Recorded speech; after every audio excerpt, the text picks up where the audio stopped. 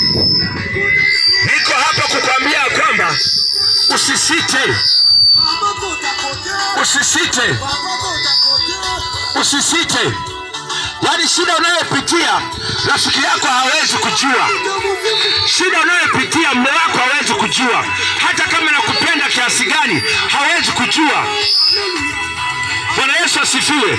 Kila kitabu cha Mathayo sura ile ya kwanza na ule mstari wa 21, Biblia inasema ya kwamba nawe utamzaa mwana, nawe utamwita jina lake Yesu. Maana yake ndiye mkombozi wa maisha ya wanadamu. Yesu maana yake ndiye mkombozi wa maisha yako. Kumbuka Yesu Kristo ni Mungu. Yesu Kristo ni Mungu. Aliacha enzi yake mbinguni, aliacha utukufu wake mbinguni ili aweze kunipata mimi na wewe. Aliacha enzi yake, aliacha fahari yake kwa ajili yako mama, kwa ajili yako kaka, kwa ajili yako baba yangu, kwa ajili yako dada yangu. Aliacha enzi kwa ajili yetu wanadamu. Yeye amekuja kwa ajili ya kutukomboa, lakini nashangaa unavyozidi kuteseka. Nashangaa unavyozidi kujichelewesha. Magonjwa yanakutesa, lakini bado umeang'ang'ania. Tunakwambia habari njema za Yesu ili aweze kusaidia magonjwa yako, lakini bado hauwezi kuamini. Jioni ya leo niko hapa kukwambia kwamba Yesu Kristo ni halisi. Yesu anao uwezo kukuponya maisha yako, anao uwezo kuponya magonjwa yako, anao uwezo kuponya magonjwa yako. Bwana Yesu asifiwe. Yaani usiteseke na shida ulionayo. Usife na tai shingoni. Usife na tai shingoni baba yangu, mama yangu, usife na tai shingoni. Yesu yupo, atakusaidia. Biblia inasema ya kwamba Yesu alipigwa na kujeruhiwa kwa ajili yetu. Alipigwa kwa ajili yako, alipigwa kwa ajili yangu, alipigwa kwa ajili ya mateso yako, alipigwa kwa ajili ya dhiki zako, alipigwa kwa ajili ya magonjwa yako. Kwa nini uendelee kuteseka wakati Yesu yupo? Kwa nini uendelee kwenda kwa waganga wakati Yesu yupo? Yesu amesema njoni kwangu nyinyi nyote mnaolemewa na mizigo ya dhambi, nyinyi nyote mnaoteseka. Unateseka na kitu gani? Unaumizwa na kitu gani? Shida gani inakusumbua? Mateso ya aina gani yanakusumbua? Yesu yupo. Yesu yuko hapa jioni ya leo. Nimekwambia walete wenye shida na magonjwa mbalimbali, Yesu atawaponya jioni ya leo. Yesu anaponya hata ukimwi. Nina ushuhuda wa dada mmoja ambaye yeye alikuwa amepata maambukizi ya ukimwi kwa sababu ya mienendo yake haikuwa mizuri. Alijichanganya akapata ukimwi, lakini yule dada tukamshuhudia habari njema za Yesu, akakubali kuokoka. Alipokubali kuokoka tukamwombea. Tulipomwombea yule dada tukamwambia nenda ukapime ukimwi. Alivyoenda kupima ukimwi akajulikana ya kwamba hana ukimwi. Akaenda hospitali nyingine akapima, ikaonekana hana ukimwi.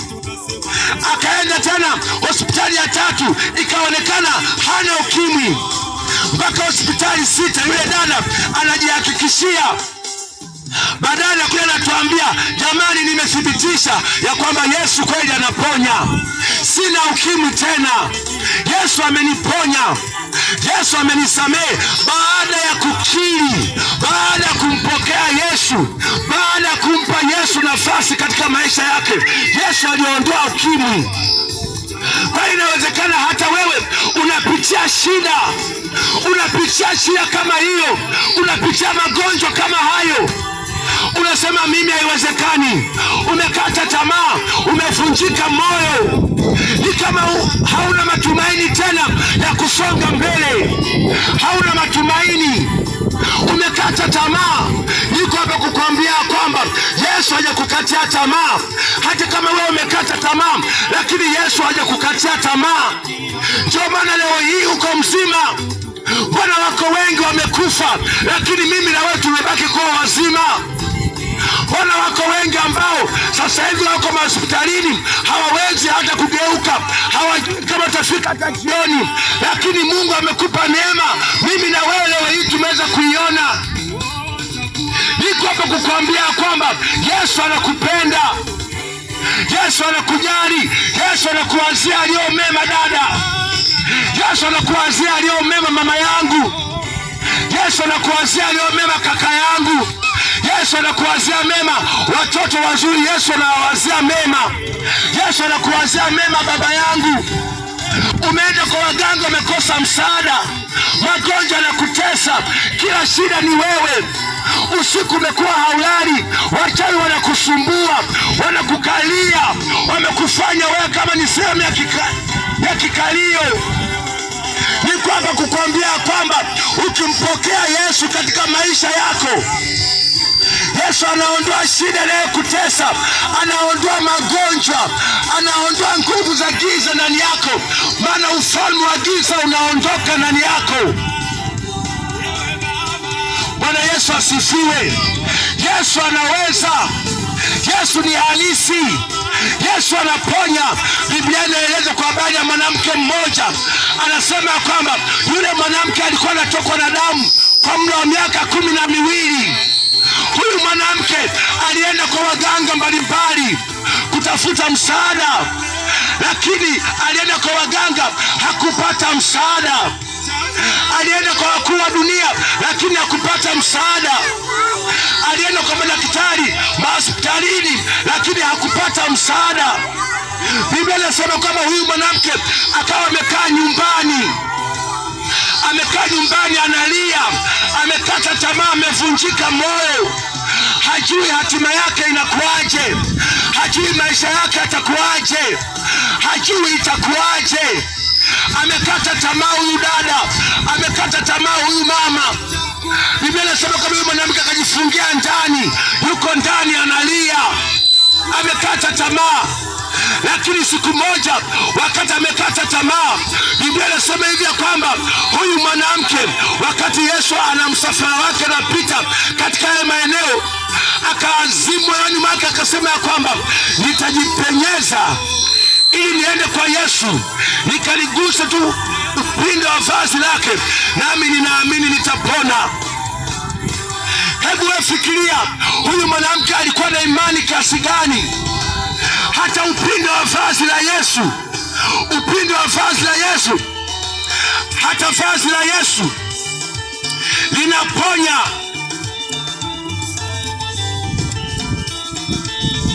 Bwana Yesu asifiwe. Huyu mwanamke wakati Yesu anapita, Biblia inasema ya kwamba akajipenyeza katikati ya watu, akaenda akajipenyeza, akampita huyu. Mwisho wa siku akafika pale, akaligusa vazi la Yesu Kristo. Alipoligusa lile vazi la Yesu, Biblia inasema ya kwamba shida yake ikakata pale.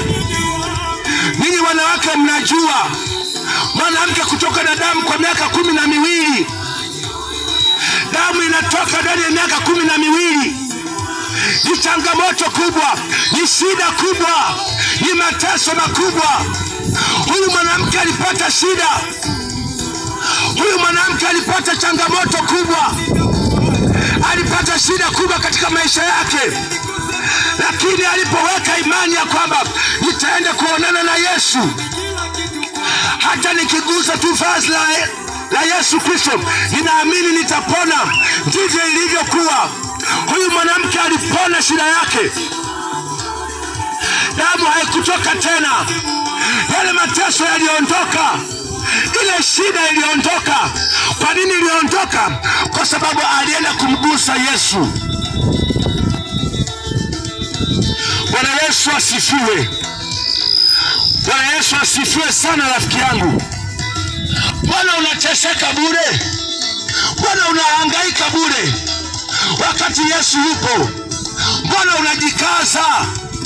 Kwa nini ujikaze? Kwa nini ujikaze wakati tunapitia shida? Kwa nini ujikaze wakati tunapitia mateso? Kwa nini ujikaze wakati tunapitia changamoto? Kwa nini ujikaze? Watoto wako wamekuwa mazezeta. Kwa nini ujikaze? Jioni hii ya leo, hebu mpokee Yesu ili alete uzima kwenye maisha yako, alete uzima kwenye familia yako. Hebu mpokee Yesu alete ukombozi kwenye maisha yako. Ukimpokea Yesu, anabadilisha historia ya maisha yako. Inawezekana leo hiyo nakuita malaya, lakini kesho nakuita mtakatifu. Inawezekana leo hiyo nakuita jina baya, lakini kesho Yesu anabadilisha jina lako leo. Unapompokea Yesu, maana Yesu anabadilisha hatima ya maisha yako. Bwana Yesu asifiwe. Haleluya. Maisha ni ya kwako. Maisha ni ya kwako. Niko hapa kukuambia kwamba maisha ni ya kwako. Shida ni ya kwako. Unapompokea Yesu peke yako, Yesu analeta uzima katika maisha yako. Kama tulivyozaliwa, kila mmoja alikuja duniani peke yake na kwa namna yake. Hali kadhalika hata kuondoka duniani, kila mmoja ataondoka kivyake vyake. Swali linakuja, utakapoondoka hapa duniani, utakuwa mgeni wa nani? Utakuwa mgeni wa nani? Mbele yetu ziko njia mbili. Iko njia ya uzima milele, lakini pia iko njia ya jehanamu. Kuna maisha baada ya kuondoka hapa duniani. Kuna maisha baada ya kufa hapa duniani. Kuna maisha mengine. Kila mmoja atasimama mbele ya kiti cha enzi cha Mungu, atatoa hesabu ya maisha yake. Hapo ndipo aibu itakapoonekana. Leo hii unaenda kanisani, lakini bado ni mzinzi. Leo hii unaenda kanisani, lakini bado ni mbea. Leo hii unaenda kanisani, lakini bado ni mchonganishi. Leo hii unaenda kanisani, lakini baada ya ibada unatoka na mshirika. Leo hii unaenda kanisani, lakini usiku unaruka na ungo. Unajidanganya. Kizuri ni kwamba hauwezi kujidanganya mwenyewe. Hauwezi kujidanganya, wala hauwezi kujidanganya nafsi yako. Hauwezi kujidanganya mwenyewe. Maisha yako nayajua. Yesu anakupenda. Yesu anasema, njoni kwangu ninyi nyote mnaolemewa na mizigo. Uchawi ni mzigo. Uzinzi ni mzigo. Ulevi ni mzigo. Ulevi ni mzigo. Uvutaji wa sigara ni mzigo. Magonjwa ni mzigo. Anasema, njoni kwangu. Yesu yuko tayari kukuponya. Yesu yuko tayari kukusaidia. Yesu yuko tayari kukuinua. Yesu yuko tayari kubadilisha maisha yako. Yesu yuko tayari kuiponya familia yako. Yesu yuko tayari kubadilisha hatima ya maisha yako. Ni wewe tu unachelewa. Unachelewa wapi? Unachelewa wapi rafiki yangu? Unachelewa wapi? Unachelewa wapi? Unaweza ukawa na mali nyingi, unaweza ukawa na wanawake wengi, kwamba ndio fahari. Ipo siku utakufa. Wanawake utawaacha, wanaume utawaacha, fahari zote za dunia utaziacha, hata majengo utayaacha, hata mali utaziacha, hata utajiri wote utauacha. Utaondoka wewe kama wewe duniani. Umejiandaaje? Umejiandaaje rafiki yangu? Umejiandaaje na maisha? Umejiandaaje na safari ya kwenda mbinguni? Umejiandaaje dada yangu? Umejiandaaje baba yangu? Safari ya kwenda mbinguni umejiandaaje? Itakuwa ni siku ya hatari. Itakuwa ni siku ya kutisha. Itakuwa ni siku ya kutisha. Umejiandaaje rafiki yangu? Iko jehanamu. Iko jehanamu kusoma maandiko. Ukisoma maandiko, Biblia inasema hivi ya kwamba kuna moto jehanamu. Ule moto unamdai Mungu ya kwamba Mungu, hata lini utatuletea chakula chetu? Moto unamdai Mungu kwamba Mungu utatuletea lini chakula chetu? Chakula cha moto huo ni watu ambao wanatenda dhambi, ni watu ambao hawajampokea Yesu, ni watu ambao wanaenda kanisani lakini bado ni wazinzi, wanaenda kanisani lakini bado ni wachawi. Biblia inasema kwamba uko moto, iko hatari mbele yako, iko hatari mbele yako mama, iko hatari mbele yako kaka. Hata kipindi cha Sodoma na Gomora walikuwepo watu wajuaji, walikuwepo watu ambao walikuwa ni wasomi, wakasema kwamba mimi siwezi kumpokea Yesu, wakakataa maonyo, wakakataa Injili.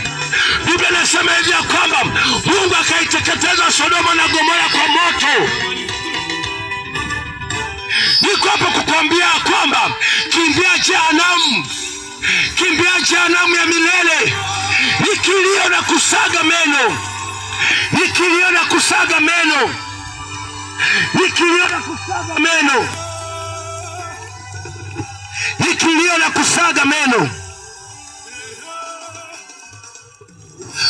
Rafiki yangu, rafiki yangu, niko hapa kukwambia ikimbie jehanamu ya moto, ikimbie jehanamu, ikimbie jehanamu. Jehanamu sio mahali pazuri, jehanamu sio mahali pazuri. Wengine wanasema hivi ya kwamba nikiombea sala marehemu eti mlaze mahali pema peponi. Nikwambie, huwa tunajidanganya. Hiyo sala haiwezi kukupeleka wewe mbinguni. Kila mmoja anaenda sehemu alipojichagulia mwenyewe, kila mmoja anaenda mahali alipojichagulia mwenyewe. Haiwezekani wewe ulikuwa ni mchawi afu tukulaze mahali pema peponi. Hiyo wala haimshawishi Mungu kukuondoa kwenye mateso. Maisha yako na matendo yako hapa duniani, ulifanya nini?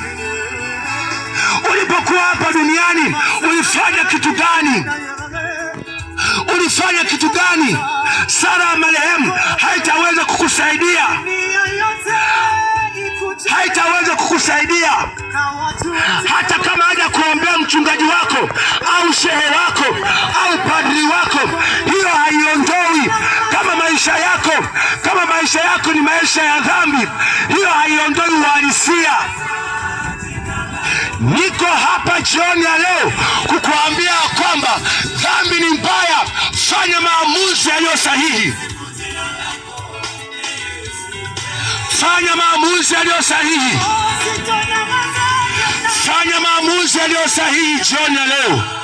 Na kumpokea Yesu Kristo ndio maamuzi yaliyo sahihi. Kumpokea Yesu ndio maamuzi yaliyo sahihi. Kuokoka ndio maamuzi yaliyo sahihi. Ikimbia jehanamu wewe, kimbia jehanamu. Jehanamu ni mahali pabaya, wako funza, ni hukumu ya milele, ni mateso ya milele, ni mateso yasiyokoma, ni mateso yasiyokoma.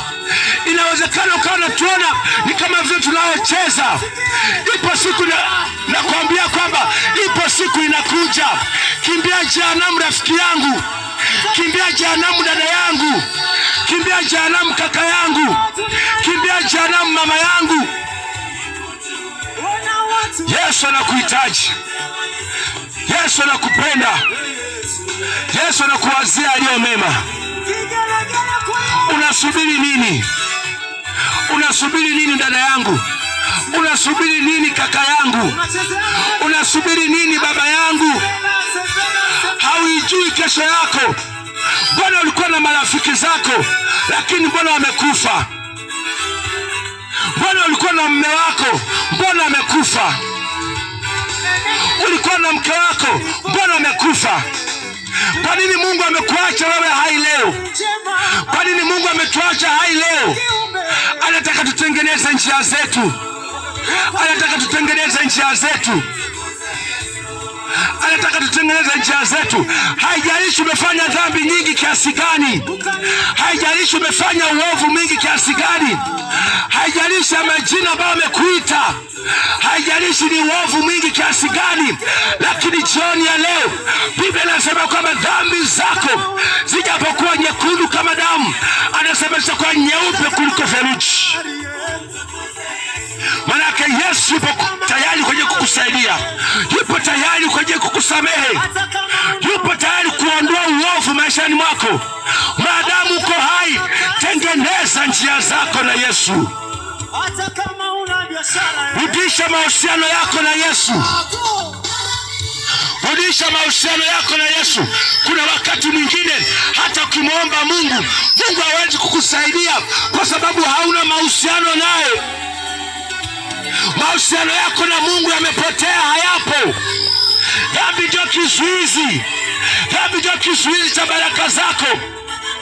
Unatamani Mungu akubariki, lakini Mungu hawezi kukubariki kwa sababu ya dhambi. Hebu acha dhambi, njoo kwa Yesu jioni leo. Mungu yuko tayari kukusaidia. Yesu yuko tayari kukusaidia. Yesu yuko tayari kukuponya magonjwa yako. Yuko tayari kukusamehe dhambi zako. Yuko tayari kukuinua. Yuko tayari kukuponya. Hebu tupungiane mkono juu namna hii. Kama unanisikiliza, punga mkono wako juu namna hii. Kama unanisikiliza, punga mkono wako juu namna hii. Kama unanisikiliza, punga juu mkono wako namna hii. Wewe ni mtu wa thamani sana. Wewe ni mtu wa thamani. Usikubali shetani akayaharibu maisha yako. Usikubali shetani akakutumikisha katika dhambi. Usikubali. Usikubali. Wewe ni mtu wa thamani sana na Yesu anakupenda. Kama unanisikiliza, naomba usogee mahali hapa. Njoo nikuombee. Njoo nikuombee. Njoo nikuombee. Maisha ni ya kwako dada. Maisha ni ya kwako mama yangu. Maisha ni ya kwako, shida ni ya kwako. Njoo nikuombee. Lakini baada ya maombi nitakupatia zawadi yako. Njoo nikuombee.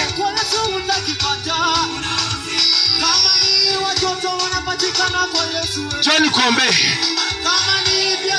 Lakini pia kama hujaokoka, unataka kumpokea Yesu jioni leo, hapo ulipo unaweza kunyosha mkono wako juu. Nyosha tu mkono wako juu nikuombee. Usione aibu. Maisha ni ya kwako dada. Yaani maisha ni ya kwako, kuokoka sio ushamba. Yaani maisha ni ya kwako bwana. Maisha ni ya kwako. Haya, nyosha mkono wako hapo ulipo. Naomba unifuatishe maneno haya. Sema, Bwana Yesu, niko mbele zako. Mimi ni mwenye dhambi. Naomba unisamehe. Naomba unitakase. Futa jina langu katika kitabu cha hukumu. Andika jina langu katika kitabu cha uzima wa milele. Ninamkataa shetani na kazi zake zote. Ninakupokea Yesu, uwe Bwana na Mwokozi wa maisha yangu, kuanzia leo na hata milele. Katika jina la Yesu ninakupokea Yesu, katika jina la Yesu Kristo. Amen. Wewe unayeumwa, shika mahali panapouma. Wewe unayeumwa, shika mahali panapouma. Haijalishi uko nyumbani, haijalishi uko njiani, haijalishi upo kazini, haijalishi uko wapi, shika mahali panapouma. Shika mahali panapouma. Na sasa hivi Yesu anakuponya. Nina uhakika huo. Yesu anakuponya sasa hivi. Shika mahali panapouma. Nyosha mkono wako juu, moja juu. Nyosha mkono wako kulia juu. Mkono wako wa kushoto weka mahali panapouma. Mkono mmoja nyosha juu. Mkono wako wa kushoto weka mahali panapouma, iwe ni kwenye mgongo, iwe ni kwenye kiuno, iwe ni kama ni mwili mzima, weka juu ya kichwa chako. Kama ni mwili mzima, weka mkono wako juu ya kichwa chako. Mkono mmoja nyosha juu. Naomba uamini kwamba Yesu anakuponya sasa. Naomba uamini kwamba Yesu anakuponya sasa. Hapo ulipo. Yesu atakuponya sasa hivi. Nina uhakika huo. Sema mimi ni mzima. Sema mimi nimepona. Sema mimi nimepona kwa kupigwa kwako Yesu. Sema kwa sauti, kwa kupigwa kwako Yesu mimi nimepona. Sema mimi nimepona. Baba, katika jina la Yesu, wewe ni Mungu mponyaji, haujawahi kushindwa. Matendo yako ni kweli, uponyaji wako ni kweli, nguvu zako ni kweli, uwezo wako ni kweli. Bwana Yesu, asante kwa ajili ya jioni ya leo. Asante kwa ajili ya watu wa Usogole, katika jina la Yesu Kristo. Jioni hii ya leo Bwana, ninawaleta wanawake na wanaume hawa, watoto na vijana hawa. Naomba Bwana Yesu kawaguse mahali panapouma, katika jina la Yesu Kristo. Ninaamuru mkono wako Bwana, mkono wako Yesu Kristo kawe juu yao, na uponyaji wako Bwana ukashuke katika mioyo yao, ukashuke katika miili yao. Pokea uzima, shuka sasa, shuka. Pokea uponyaji, pokea uponyaji, pokea uponyaji, pokea uponyaji katika mwili wako. Pokea uponyaji kwenye mgongo wako, pokea uponyaji katika kiuno chako, pokea uponyaji kwenye miguu yako, pokea uponyaji kwenye mwili wako, pokea uponyaji kwenye kichwa chako, pokea uponyaji katika jina la Yesu. Ninatangaza uponyaji, ninatangaza uponyaji sasa, ninatangaza uponyaji katika jina la Yesu.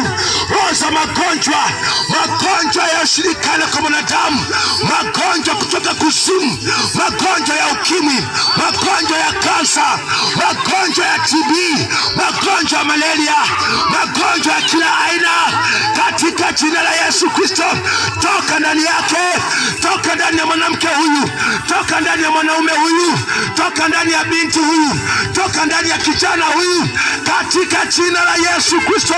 Ninaachilia uponyaji, ninaachilia neema, ninaachilia wokovu, ninaachilia uponyaji sasa. Mkono wako Bwana ushuke uponye, ushuke uponye, ushuke uponye, katika jina la Yesu Kristo. Magonjwa ya kuzimu, magonjwa yaliyojituma, magonjwa yaliyotumwa, katika jina la Yesu Kristo. Magonjwa ya kichawi, katika jina la Yesu Kristo.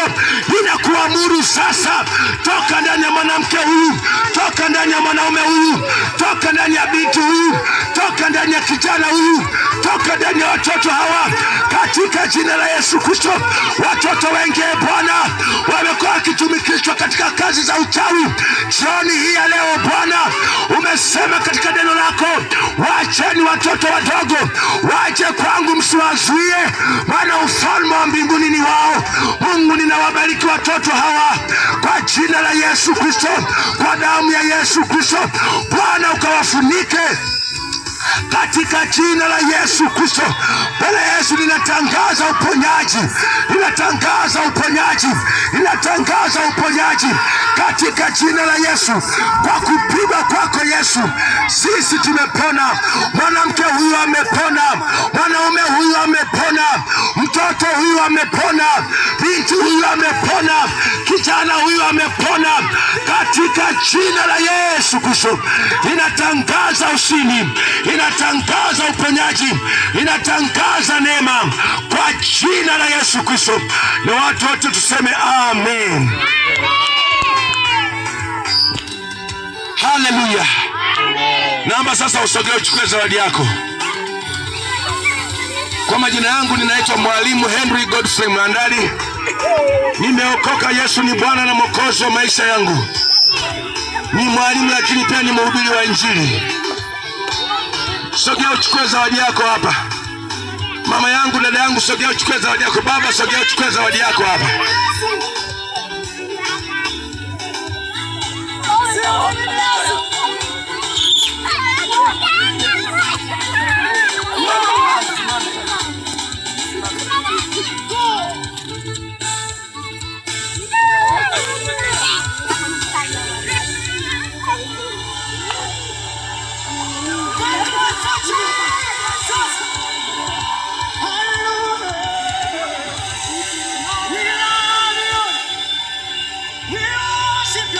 Hali